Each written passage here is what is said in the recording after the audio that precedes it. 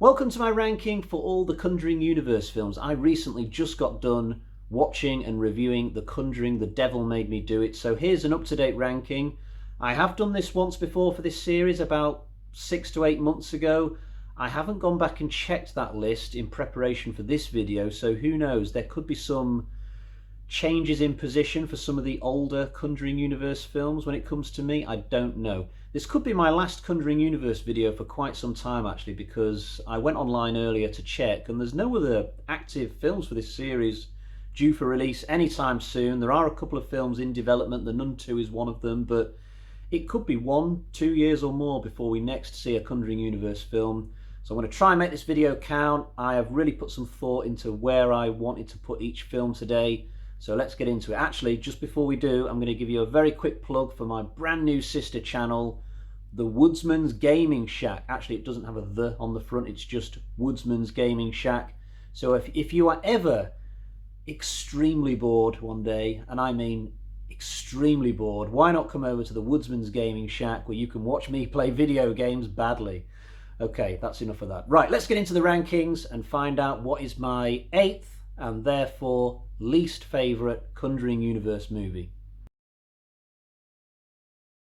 This film hasn't changed position. It's very mediocre compared to the other films in the franchise. It does have two really good scary segments, I'll give it that. The first is when some cultists invade the home of the main characters near the beginning, and the second one is a lot later on when the main character Mia gets trapped in an elevator.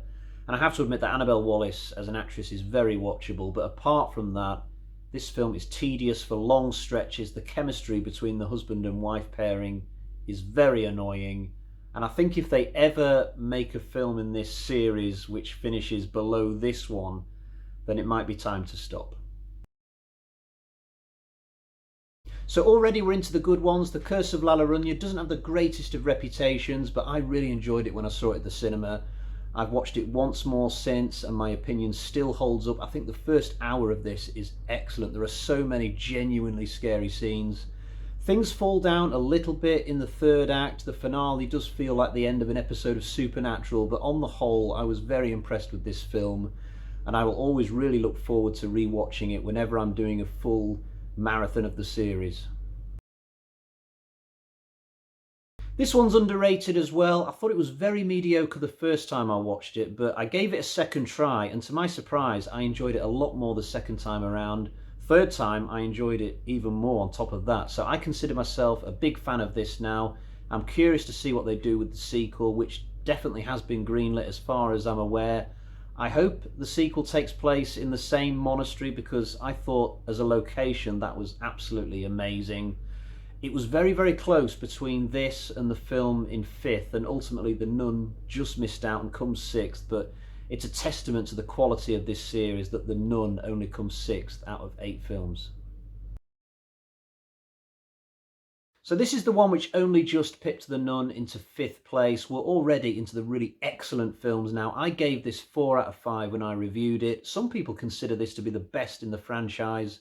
The reason why I've got it lower than some of the others, though, is that for some reason I always find it a difficult film to remember. I mean, I've seen it 3 or 4 times in recent years, and yet in my head, all I can think of is a scary farmhouse, a mother getting possessed, some kind of exorcism, and I struggle to remember the finer details of the film. And then every time I put it on, I think, oh yeah, I've totally forgotten that. But when it comes to a ranking, like a few months after I've watched it, I always struggle to remember exactly what happened in The Conjuring. I don't usually struggle to remember movies. All the films you're going to see coming up which are ahead of The Conjuring, I can remember really well. It's just one of those weird things. So The Conjuring is 5th, but it is an excellent film. Don't let the ranking fool you.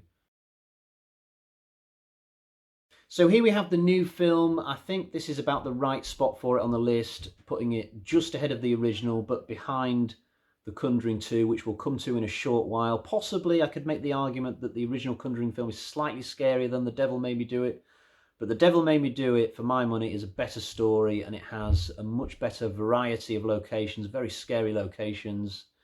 But if you want to hear my full thoughts on the brand new Conjuring film, go and check out my review. It was only 2 videos ago, and you'll find it in my Conjuring playlist.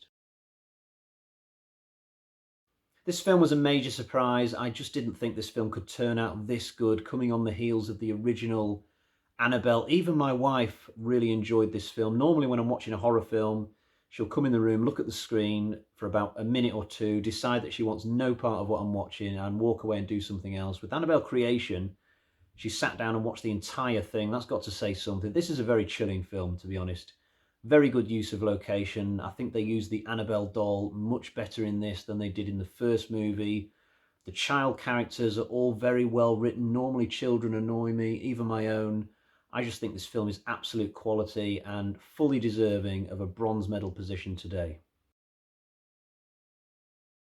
So here we have my favourite of the main Conjuring films. I think James Wan perfected his formula the second time around. This is a really scary film with a great story. I think it's the longest film in the series, but it absolutely flies by, this film. The character moments are exemplary, both on the side of the Warrens and also the newer characters. It introduces a couple of brilliant new demons slash ghosts in Valak and the old geezer who haunts the main house that we see in the film. It's just a great movie, this, and it only just misses out on the top spot. Yep, my favourite film in this franchise, believe it or not, is not even a main Conjuring film. It's one of the spin-offs, Annabelle Comes Home. I absolutely adore this film. I think the characters in it from top to bottom are brilliantly written. I like the fact that the girl who lets out the evil is not just some mischievous teenage so-and-so. She's somebody who has a genuinely understandable reason for doing what she does. The scares in the house in this just come at the characters from all angles. I can totally get why probably very, very few people agree with me that this should be number one, but on a personal level, I just absolutely love this film. And for me, it's the right choice to be number one. Can The Nun 2 beat it when it comes out?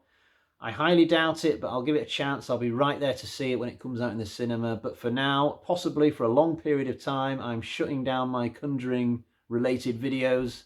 So I hope you enjoyed this one. Until next time, cheerio, bye-bye.